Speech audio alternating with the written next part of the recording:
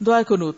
حضرت ابی ابن کعب رضی اللہ عنہ فرماتے ہیں ان رسول اللہ صلی اللہ علیہ وسلم کان یوتر بثلاث رکعات ویقنت قبل الرکوع.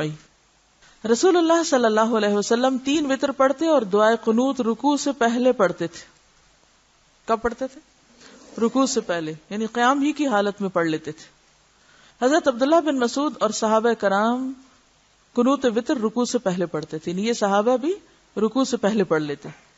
وتر میں رکوع کے بعد قنوت کی تمام روایات ضعیف ہیں، اور جو روایات صحیح ہیں ان میں صراحت نہیں کہ آپ کا رکوع کے بعد والا قنوت قنوت وتر تھا یا قنوت نازلہ.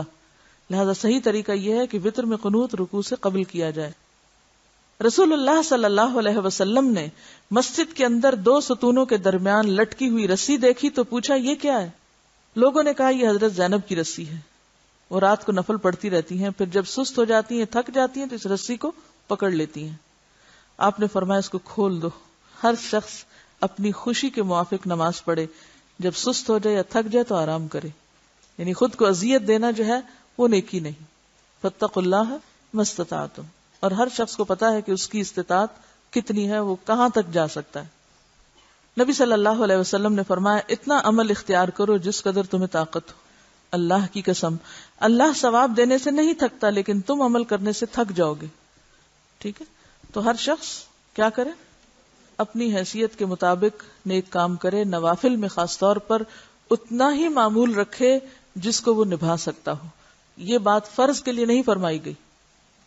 جب ایسی رعایت یا ایسی رحمت اور رفقت کی بات ہوتی ہے تو ہم عموماً اس کو کس میں لینے لگتے ہیں؟ پھر ہم کہتے ہیں نماز فرض بھی جب چاہے پڑھ لے، جو چاہے کر لے. تو یہ بات نہیں ہے. حضرت حسن بن علی رضی اللہ عنہ روایت کرتے ہیں کہ رسول اللہ صلی اللہ علیہ وسلم نے مجھے کچھ کلمات سکھائے تاکہ میں ان کو قنوت وتر میں کہوں. وہ کیا تھے؟ اللہم اہدنی فی من ہدیت وعافنی فی من عافیت وتولنی فی من تولیت وبارک لی فی ما آتیت وقنی شر ما قضیت انک تقضی ولا یقضى علیک وانہ لا یذل من والیت ولا یعز من عادیت تبارکت ربنا وتعالیت.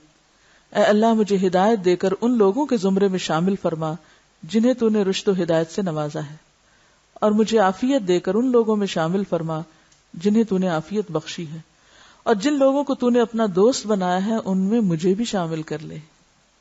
کتنی خوبصورت دعا ہے.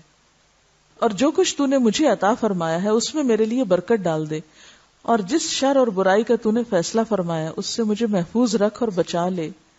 یقیناً تو ہی فیصلہ صادر فرماتا ہے، تیرے خلاف فیصلہ صادر نہیں کیا جا سکتا، اور جس کا تو والی بنا وہ کبھی ذلیل و خوار اور رسوا نہیں ہو سکتا، اور وہ شخص عزت نہیں پا سکتا جسے تو دشمن کہے.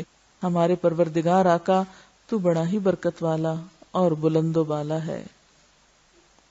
دعائے قنوت وتر میں ہاتھ اٹھانے کے بارے میں کوئی مرفوع روایت نہیں ہے کہ ہاتھ اٹھا کے پڑھی جائے. البتہ مصنف ابن ابی شیبہ میں بعض آثار ملتے ہیں. اثر کس کو کہتے ہیں؟ صحابہ کی بات یا عمل. اس لیے ہاتھ اٹھا کر یا ہاتھ اٹھائے بغیر دونوں طریقوں سے قنوت وتر کی دعا پڑھنا درست ہے. ربنا وتعالیت کے بعد نستغفرک ونتوب الیک کے الفاظ رسول اللہ صلی اللہ علیہ وسلم کی احادیث میں موجود نہیں ہیں، بعض علماء کی طرف سے اضافہ ہے. حضرت ابن عمر کے سامنے ایک آدمی کو چھینک آئی تو اس نے الحمدللہ والصلاۃ والسلام علی رسول اللہ کہا. یہ سن کر ابن عمر فرمانے لگے میں بھی الحمدللہ والصلاۃ والسلام علی رسول اللہ کہہ سکتا ہوں، مگر رسول اللہ صلی اللہ علیہ وسلم نے اس موقع پر ہمیں یہ تعلیم نہیں دی، بلکہ یہ فرمایا کہ چھینک آنے پر الحمدللہ علی کل حال پڑھا جائے. ٹھیک ہے، تو جس موقع کے لیے جو کچھ سکھایا گیا ہے اسی پہ کفایت کیجیے. حضرت عائشہ رضی اللہ عنہا سے مروی ہے کہ رسول اللہ صلی اللہ علیہ وسلم نے فرمایا من احدث فی امرنا ھذا ما لیس منہ فہو رد. جس نے ہمارے اس دین میں کوئی ایسی بات شامل کی جو اس میں سے نہیں ہے تو وہ مردود ہے.